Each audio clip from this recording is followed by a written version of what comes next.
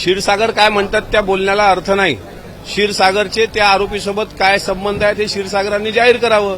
त्यांचे call details record काढण्याच्या संदर्भात स्वतः दमानिया ताईंनी ट्विट केलेलं आहे की तिथल्या बीडचे पालकमंत्री जे आहेत आदरणीय अजितदादा त्यांना आम्ही पण विनंती करतो की संदीप क्षीरसागरच्या सोबत सहआरोपी उमा किरण कोचिंग क्लासेसचा जो दिसतोय त्याचे कॉल डिटेल्स काढा. तो सरेंडर कसा झाला या प्रश्नाची उत्तरं द्या ना.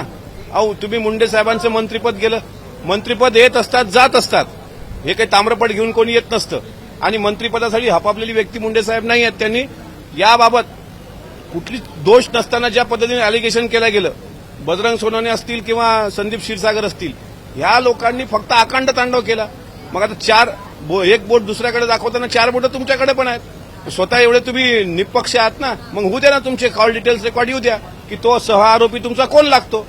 तेव्हा मुंडे साहेबांनी केलेली मागणी रास्त आहे आणि मुंडे साहेबांच्या सोबत आम्ही आहोत.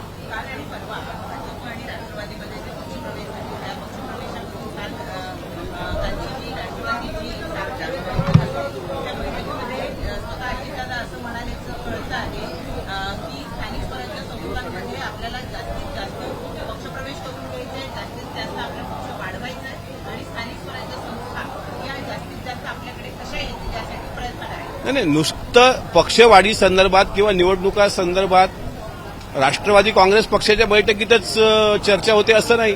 भाजपच्या बैठकीत काल रवींद्र चव्हाण साहेब त्या ठिकाणी प्रदेशाध्यक्ष झाले. नितीन गडकरी साहेब होते, मुख्यमंत्री होते. त्यांचे भाषण तुम्ही बघा. शिंदे साहेबांच्या सेनेत सुद्धा पक्षवाढी करता आपापल्या पद्धतीनं काम सुरू आहे. आम्ही आमचं पक्षवाढीसाठी काम करतो आहोत. त्याच्यामुळे आमच्या पक्षामध्ये इन्कमिंग काल बघितलं असेल भंडारा, गोंदिया, चंद्रपूर, परभणी माजी आमदार विजय भांबळे साहेबांचा काल पक्षप्रवेश झाला. त्यामुळे आम्हाला स्थानिक स्वराज्य संस्थेमध्ये आता काम करायला चांगला स्कोप निर्माण झाला आहे. त्या अनुषंगानं आमचे पक्षाचे अध्यक्ष पक्षाचे प्रमुख हे आम्हाला मार्गदर्शन करत असतात.